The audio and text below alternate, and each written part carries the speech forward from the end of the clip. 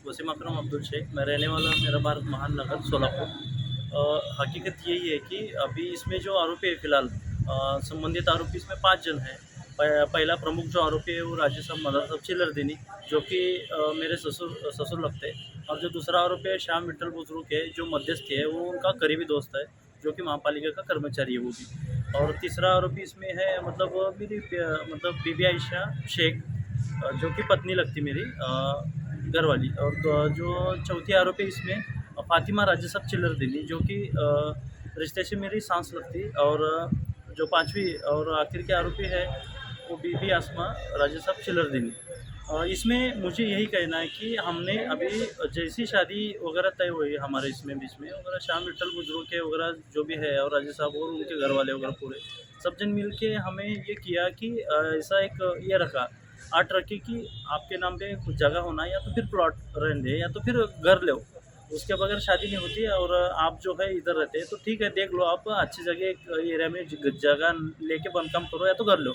तो फिर ये बात से उन्होंने ये किया, फिर हमने कोशिश किया कि हम भी लेने चले थे, लेकिन जो भी था लोन्स के रिगार्डिंग वगैरह, जो डॉक्यूमेंट के थे वो कमतरता रहने की वजह से इससे पहले लोन वगैरह नहीं हुआ था। तो फिर उन्होंने ससुर जी ने उनके जो भी करीब ये कल्याणी गार्डन का स्कीम बताया हमें, वो ऐसे ऐसे हमारे पहचान के हैं, तो वहाँ पे एक प्लॉट है, तो उसकी कीमत 18,43,500 ऐसा बताया उन्होंने, 1205 स्क्वायर फुट का था। और ये ले देखो ऐसा ऐसा है। फिर मैंने ठीक है बोल के मैं जाके ये करने के बाद उन्होंने पूछा कि परत फेड कैसे करने वाले, जो भी अमाउंट है कैसा ये करने वाले रीपेमेंट। तो हमने कहा कि लोन लेके। तो उस टाइम पे मैं मतलब उतना जो लोन के लिए जो डॉक्यूमेंट चाहिए वो उतना मेरे पास सफिशेंट नहीं थे।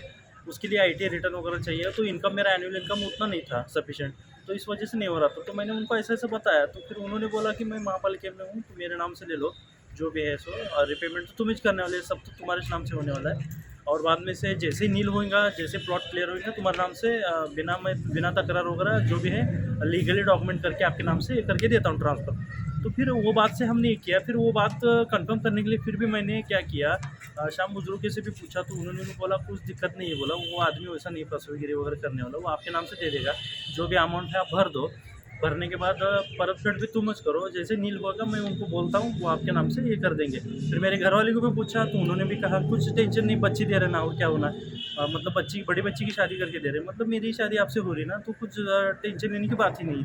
सास ने भी कहा, विश्वास दे दिया, साली ने भी कहा कि वैसा कुछ नहीं है भाईजान, तो सब कुछ ये है ऐसा वैसा करके ठीक है बोलने से फिर हम ये कर दिए।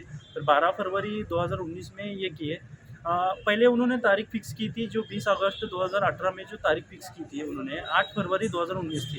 तो ये लोन का वगैरह नहीं हुआ था, इसलिए उन्होंने वो कैंसिल किए। कॉल वगैरह कैंसिल करने के बाद फिर बाद में से जैसे हमारा लोन प्रोसेस वगैरह चालू हुआ, पार्ट पेमेंट किया हमने, जैसे ही खरीदी चालू हुआ, जब उसके हफ्ते चालू हुए, उसके बाद में से उन्होंने 28 जून 2019 में शादी तय की। तो उसके बाद में से ये शादी वगैरह हो गई, सब कुछ हो गया। हमने फिर ऐसा मतलब पहले से मतलब जो कमा के वगैरह रखे पूरे, जैसे भी रेगुलरली हम उनके अकाउंट पे भरते गए, ऐसे ऐसे से लोन हुआ, जो कि 6,32,000 का लोन हुआ था, तो उनको बिल्डर को दे दिए, उनका पेमेंट जो भी है क्लियर किए।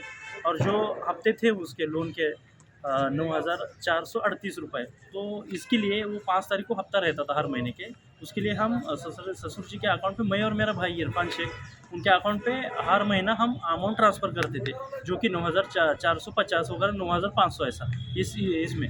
और बीच बीच में हम पार्ट पेमेंट करके वो ब्याज ज़्यादा जा रहा बोल के हम क्लोज़ करना बोल के ये भी सोच के हमने ये किए। सब कुछ हो गया, सब कुछ ये चल रहा था अच्छा खासा। लेकिन हमने क्या किया कि पूरा ये करके 6,32 ही है, तो फिर ब्याज ज़्यादा जा रहा है बोल के इधर-उधर से सब मेहनत करके भाई भी ओवर टाइम वगैरह करके सब ये करके हमने पूरा लोन क्लोज़ कर दिया 2021 में, मार्च 2021 में पूरा लोन क्लोज़ कर दिया। और एनओसी भी वो हाथ में आई, वो सब ये किए उन्होंने। एनओसी भी उनके पास, मतलब सब हमने लीगली डॉक्यूमेंट नील किए। फिर उसके बाद में से लोन नील किए। तो उसके बाद में से हमने उनको बोला कि ऐसा-ऐसा अभी जगह हमारे नाम पे कर दो। हम किराए से मतलब रह रहे हैं, अभी ये कुछ तो बेच के रेडीमेड लेन-देन तो कुछ तो करेंगे आगे हम देख के करके अच्छे एरिया में वगैरह। तो उन्होंने छोटे-मोटे कारण दे के वो मतलब फिर हमारे पे आरोप लगाने चालू किए, फिर धमकाने के चालू किए, फिर घर पे गए तो बोलने के लिए मैं, अम्मी और भाई भी गए। जाने के बाद सब जन आंग पे आते हैं मतलब। और मेरे औरत को सीधा सिखा के रखता कि तू हमारा साथ दे, मम्मा इसको क्या करने का करता, सीधा बोलता मुझे तेरे तो टुकड़ेच करता, तुझे जान से मारता, तुम सब कुछ छोड़ता तो नहीं, तुम्हारी सबकी मस्ती जराता, उल्टा हमारे ऊपर आरोप लगाता। और साली भी जो है आंग पे आती है, और साली और वो सास वगैरह सब जन ये करते, मारने आते हैं आंग पे। अब वो लेडीज़ रहने की वजह से, मैं जेंट्स रहने की वजह से वो अलग मसला होता है, इसलिए मैं कुछ उनको ये नहीं करता, वहाँ से गपचुप निकल के आता। बहुत बार बोलने की कोशिश की, बहुत बार ये किया, लेकिन क्या बोलता है कि मैं अगर आज सही दिया तो तुम मुझे कल कीमत भी नहीं देंगे। मतलब इसमें मुझे कहने का यही है कि उन्होंने मतलब जिस तरह से उन्होंने जो हमें ये किया था, जो वर्ड दिया था, वो वर्ड को उन्होंने यही नहीं किया, मतलब फुलफिल ही नहीं किए। और उलट हमारे पे ही आरोप लगा के उन्होंने धमकी दे रहे हैं, 400 करता, फोड़गी का दावा दाखिल करता, ऐसा करता वैसा करता बोल के जान से मारता, पूरा हमें ही ये कर रहे राउंड। अभी कोर्ट का ऑर्डर क्या है? फिर उसके बाद में से जो भी है हमने इसके रिगार्डिंग फिर नहीं मानने को बहुत जमात में के भी लोग उनको बहुत बोलने की कोशिश की, लेकिन उनका भी नहीं सुनने के बाद हमने कोर्ट में गए।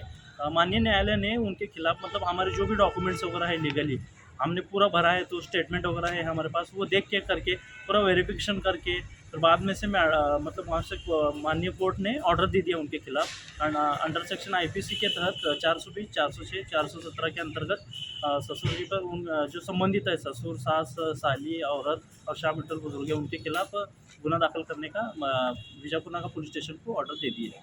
तो मुझे यही कहना है कि मुझे मतलब जो हमारी फसलों हुई है उसके मतलब उसके रिगार्डिंग हमें मतलब न्याय की गुहार करता हूँ, यही अपेक्षा है।